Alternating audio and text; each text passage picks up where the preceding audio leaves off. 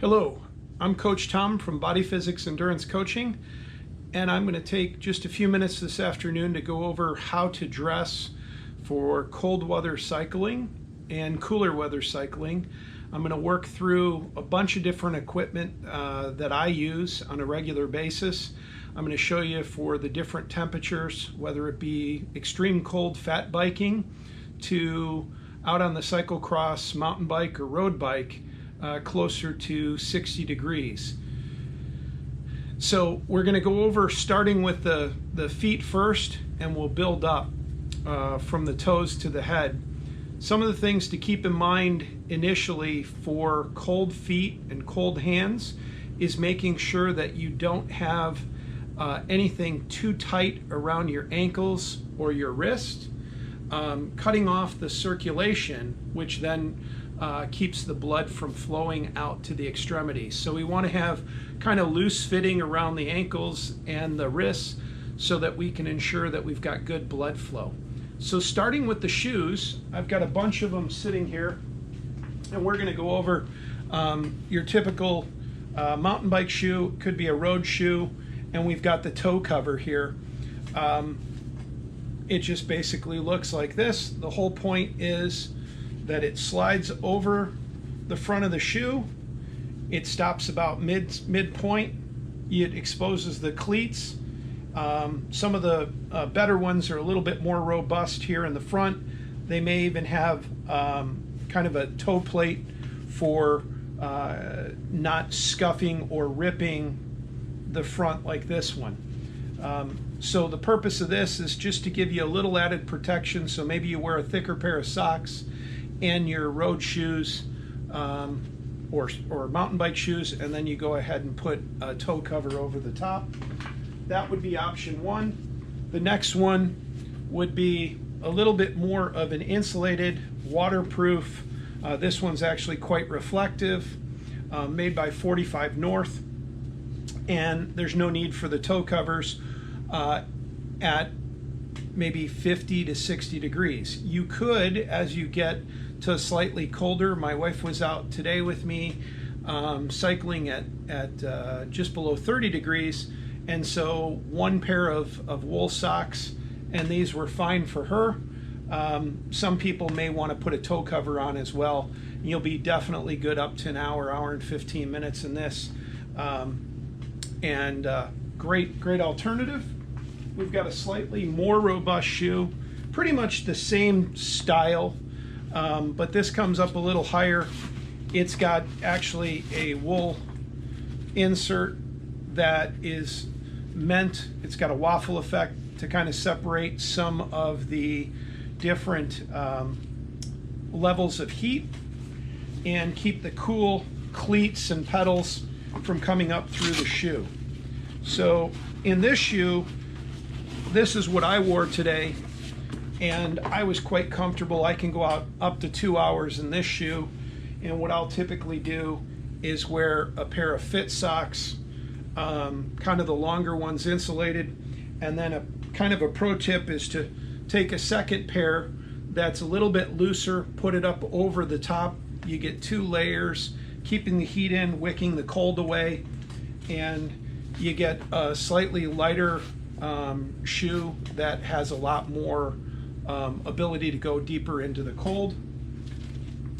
The last shoe, there's one actually for extreme cold a step above this, but this one, it has cleats. It's got a insulated insole as well, and there's another air pocket in the middle, I believe. This is another great shoe. Been out for 3-4 hours fat biking, did the Fat Bike Berkey in this shoe the last 2 years. Super warm, no problems at all. And I've actually gotten away with at say 15 to 20 degrees, and where I'm continually riding that shoe and just one pair of socks. So that's definitely something to keep in mind when we're looking at our shoes and feet. The last piece is for just overall shoe covers. There's thicker ones than these that can go over maybe your road shoe and make it a little bit more like this. But this is more of a time trialing bootie. It'll keep some of the cooler wind off. A lot of times this is also a good alternative. But you want to make sure that your feet don't sweat. Once they get wet, that's when you get in trouble. So we want to find something that keeps you from getting too cold, and go from there. As we're working up our body, next we're going to cover leg warmers. So probably at the 40 to 60 degree weather, many people, depending upon where you're at, if you live in Phoenix and it gets to 50, you may dress more like somebody from the Midwest does at 30. But over time, you'll start pulling off those layers and getting comfortable. The key is to not sweat. You want to find a temperature that you're a little cool when you start. You warm up with some heat. Typically, we always ride into the wind first, and the wind at our back coming back. If we ride with the wind at our back to start, we get real sweaty. We turn around, now all that sweat freezes and we get really cold. Absolute air conditioning. So if you do get caught riding out into the wind to start, with the wind at your back, go ahead and unzip and let as much airflow as you can get in there to keep you cool. So these are knee warmers. They have leg warmers as well. Excellent alternative. You can wear those with your cycling pants, and then if you have kind of a wind stop ski pant, this has got kind of a wind stop on the front. It's open in the back. This is definitely an alternative I've used at times. You can see it's a little bit more robust around the knee joint as you look there, and you can see that it's got some good wind stop capabilities. 45 North makes these full-length bib shorts. They're built up in the knee as well. Got a nice insulated core. They also have a chamois in it, and then they try to make it so that you can breathe up top, because that goes underneath your normal clothes. Once we get through the lower part, we're going to go to the upper part of our body, and we need to build some base layers. So this is a short sleeve craft shirt. It's got a wind stop so you can unzip but not get super chilled. The back is open and breathes. This is another base layer. It's a real thin. It wicks some of the moisture away, keeps the heat in. This one I use for both skiing and cycling. It's an excellent base layer. Pearl Izumi makes one that as well. Forgot to unfold the laundry here. That also has an excellent wind stop on the front. A little bit more of an open back. I'll wear this one at 50 degrees as long as it's not raining or super windy, and just wear my race kit over the top, leg warmers, and probably my my thin mountain bike shoes with just boot covers, and that'll make all the difference in the world. We've got arm warmers. Sometimes you don't want to put an extra layer on your chest, but you do want to have those arms, especially if I wore that short sleeve craft top. So this is an excellent alternative. You can also roll them down. When I did Leadville, as you get up early in the morning, you want them nice and high. As you continue on through the day, you roll them down. They don't mess up the aero too much there. And then as you climb up Columbine, you can slide them back up pretty quickly. Once you're down for the day, you take them off, put them in your back pocket, toss them. So excellent alternatives here. Some other layering options here is another craft top. This is a long sleeve. Again, really good wicking capabilities, and it's got a nice wind stop on the front. and then it breathes in the back. Same exact thing. A really good, you can kind of see it's got a little bit of a wicking capability there. This is a wool Specialized jersey, kind of for the 60 degree, maybe down into 50, where you might pull it off. Kind of a warm up, but it is merino wool, I believe.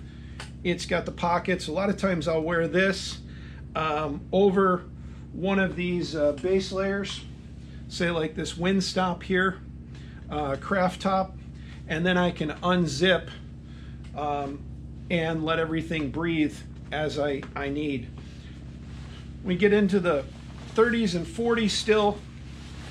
A lot of times we can go with one of these typical jackets here that you see from Specialized. It's kind of a mid-layer jacket.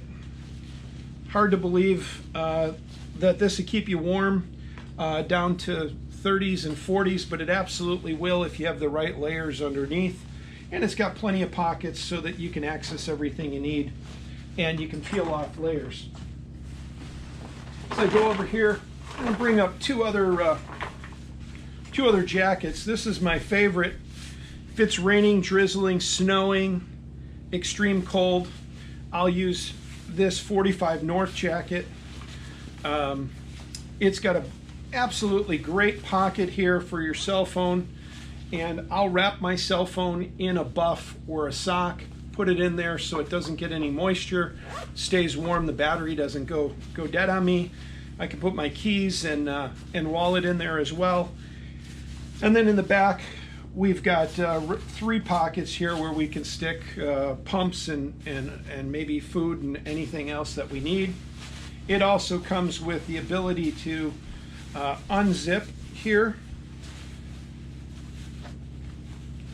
under the armpits and allow more air to flow in and out, so you're not just zipping up and back.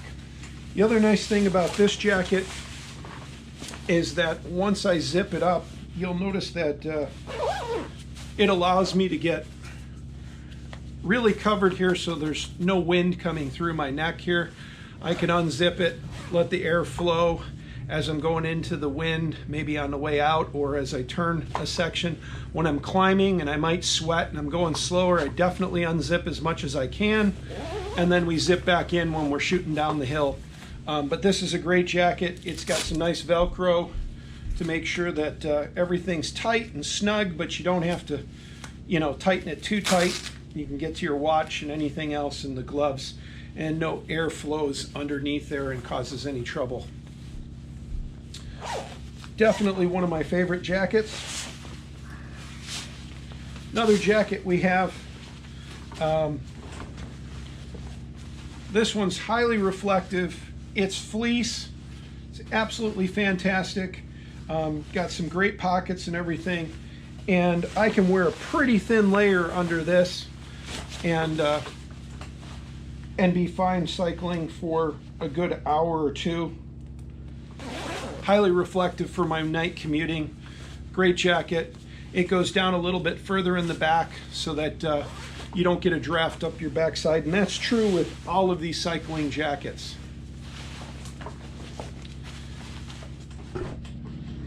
Segoy makes a fabulous fleece-lined undergarment, and you can wear like your base layer really thin. Wear this over it. It'll go ahead and cover the head.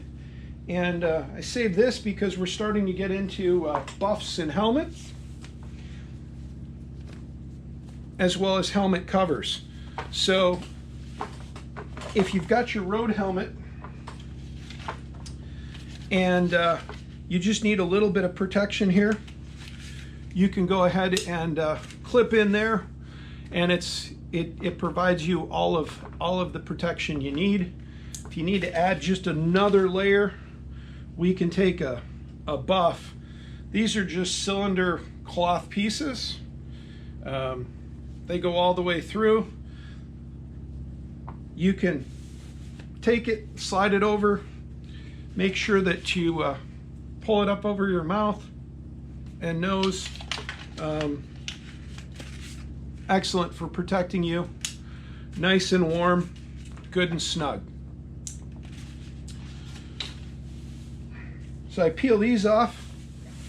A couple other options when it comes to hats and helmet covers. This one's a 45 North. It's got some wind stop, covers the ears a little bit further in the back of the head. Another great alternative. Once again, clips right on. I might pair this with a buff. More of a synthetic material. It's got a little bit of fleece lined and a wind stop on the outside, so can definitely get a little sweaty. Then we've got the old-fashioned cycling cap, and this one's in all wool. So it's got a little visor you can put down as well as flip up. It's got the covers for the ears, and again, a nice alternative, all wool.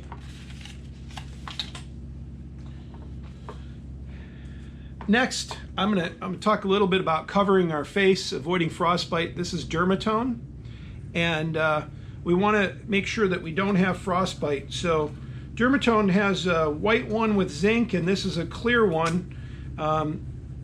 I don't know that it's petroleum jelly or petroleum based, but it's very similar.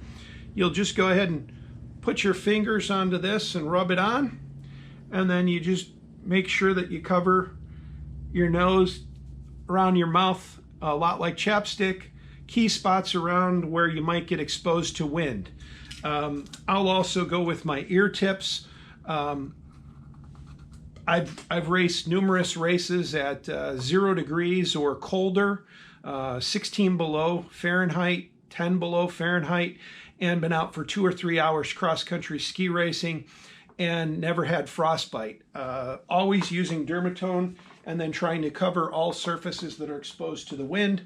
Obviously, we know that windshield plays a role. So the other thing is making sure you've got a pair of glasses to protect your eyes and such, but knowing that that wind's going to kind of come off and accelerate. So making sure you've got some good protection with Dermatone or something similar.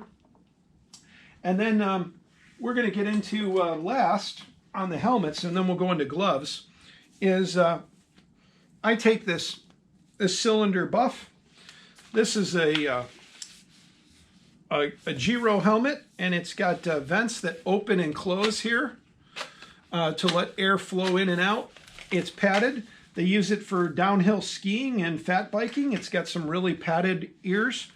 What we'll do is go ahead and put that on there, and I leave the top of my head open, and then I can kind of slide the vent back and forth as needed to make sure that the air goes out when I'm starting to get hot, maybe climbing a hill. And then it's when the wind's at my back, I maybe open it up as well to let it cool. If I'm into direct wind, I'm working pretty hard and staying cool. Even getting chilled there a little bit, I'll close that. So this is a great helmet. It's also got a clip so that you can go ahead and put goggles on. So in the extreme cold, slower temperatures, typically I use this for fat biking. Single track fat biking, we'll go ahead and just like a regular downhill and put that on. Make sure I got Dermatone covering my nose and my lips are done well, and we get some really good protection there as well. Last but not least are the hands. So we've got a couple of different glove options here. I'll start with, you could start with the mountain bike gloves and full fingers at the lightest temperatures. And then we've got some wind stop so that windshield doesn't have an issue. These are great. They're an older pair made by Performance. Got a little bit of padding. Wore these today and I had bar mitts on. So at 25 degrees, super warm, no problems. I actually raced the Fat Bike Berkey in these at 28 degrees with no bar mitts on. A sunny day. You've got, other wind stops, cross-country ski gloves can serve. These are leather. You may want something with a little bit more of these little sticky tabs on it so that you can get a grip of your bars. But that's personal preference. There's no padding in here, but these are great. Next are my favorite, probably almost 25-year-old Bellwether gloves. They're a lot more robust. They've got a couple different layers in here, and these are my favorite all-round winter gloves. Seldom am I ever cold in these. They are loose fitting. And then last but not least are the old lobster gloves, where we can kind of put two fingers together. We get the theory there is that we get a little bit more blood flow into the two fingers being together and warmth. The problem is we've got to go ahead and grip with only the two smaller fingers, and the other two are meant for shifting and controlling the brake. Typically nowadays with disc brakes and the better brakes, we only brake with our pointer finger. That leaves these other three fingers to grip a relaxed, strong grip on the bars. By just doing two, originally mountain bike levers used to be brake levers like this. That causes a lot of tendonitis in people's elbows from gripping so hard with these two slightly weaker fingers. When we add in the middle finger, we have a much more relaxed grip. So I kind of encourage people to stay away from the lobster gloves if they can, and move a little bit closer into full finger gloves, and then using bar mitts. I hope this was helpful, and I hope you get outside and enjoy the weather. The better your equipment, the longer your season, the more fun you can have.